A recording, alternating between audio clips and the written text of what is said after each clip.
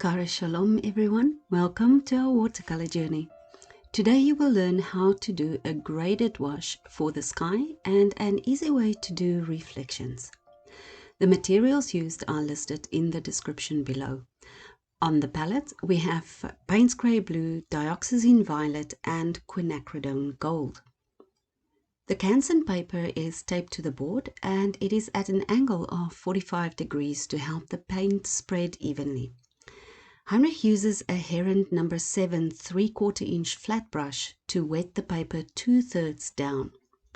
This is a squirrel brush which holds a lot of water and gives a nice even wash.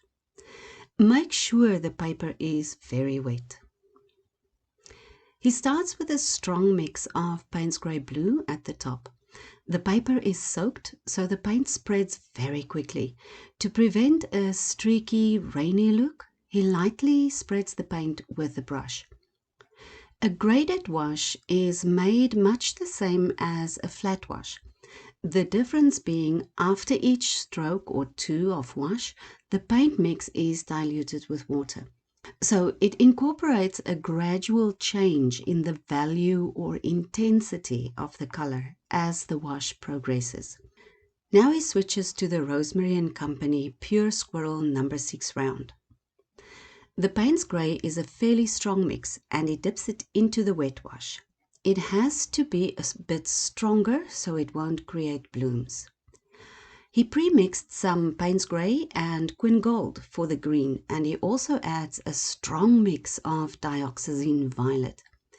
He keeps adding colors without cleaning his brush, and he allows them to mix and spread freely on the paper. The wet-on-wet technique prevents hard lines from forming, and the middle ground will then form a lovely hazy look when dry.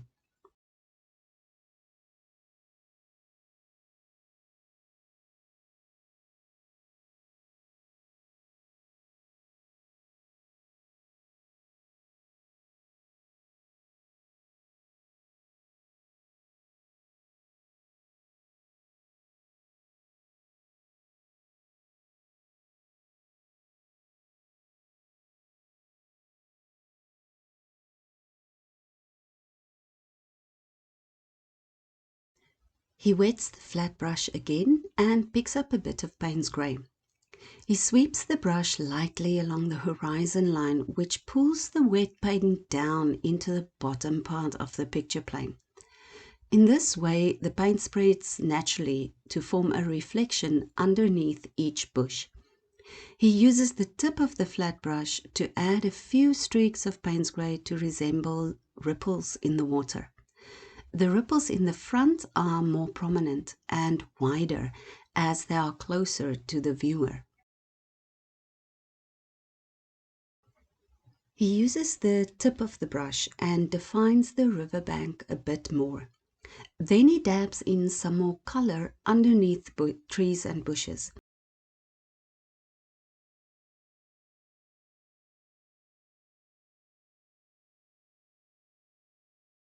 He sprays a bit of water to help the paint flow to enhance the reflections.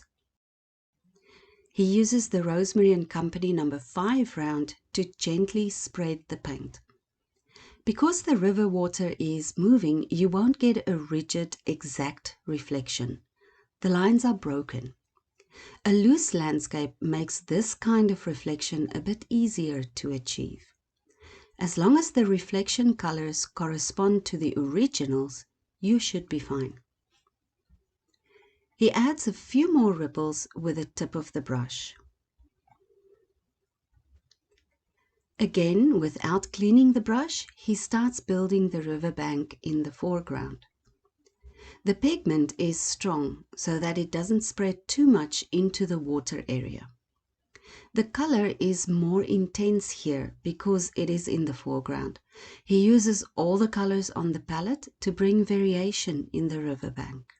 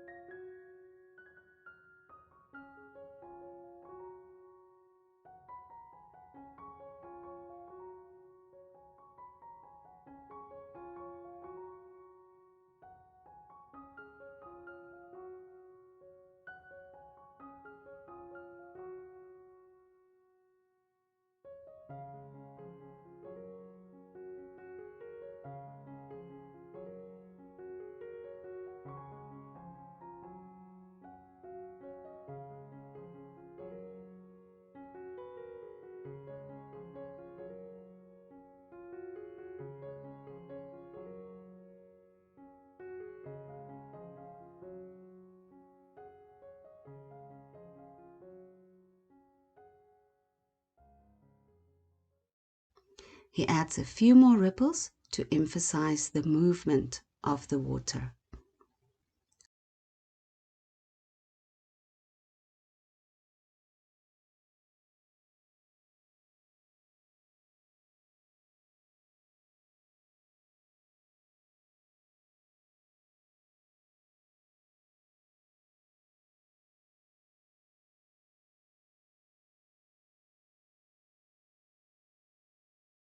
Let the painting dry.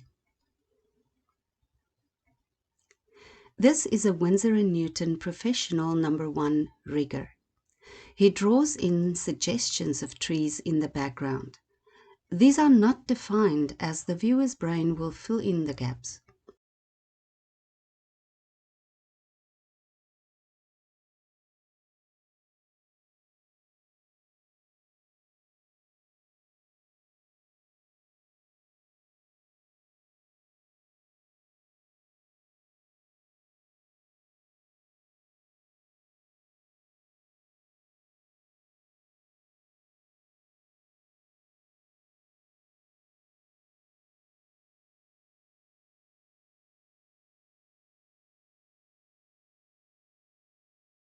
Even though they are far away, the trees still need to be grounded, so he builds up the riverbank to give the trees a base and to define the riverbank a bit more.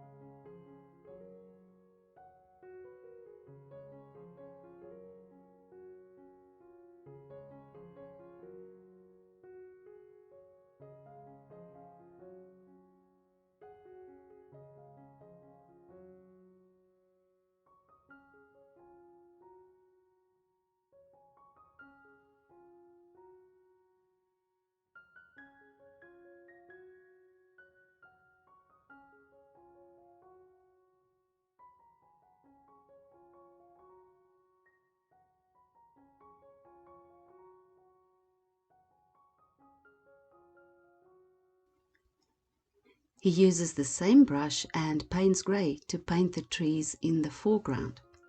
These need to be clearly defined, as they are right in the front and they form part of the focal point of the painting.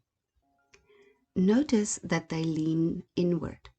This helps to draw the viewer's eye to the center of the painting. Painting the trees wet on dry gives them distinctive hard lines, which make them stand out clearly against the hazy background. You don't want your trees to be a mirror image of each other, so try to maintain the spontaneity of nature.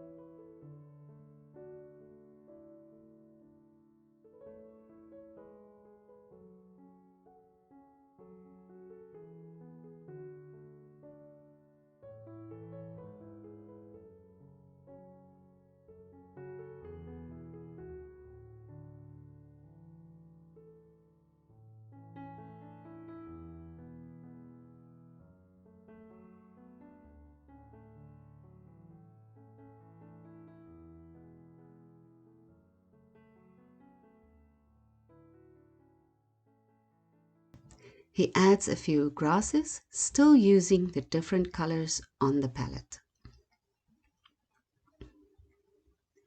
The trees are delicate and a bit scraggly. You don't want trees with lots of foliage here, as you still want the viewer to be able to appreciate the intricate background.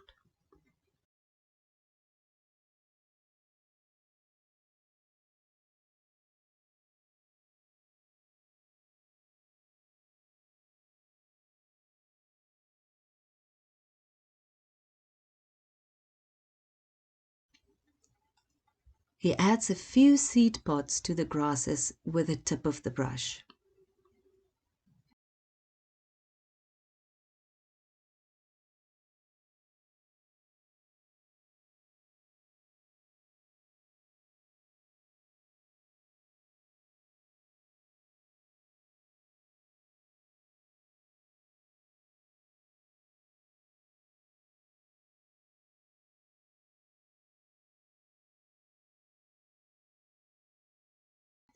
For the foliage, he uses the tip and the belly of the brush alternatively. He keeps the brush strokes light to maintain transparency. He varies between light and middle and dark to build the values. Remember, watercolor painting is a very delicate dance. The brush should give the paper light butterfly kisses. Don't press too hard.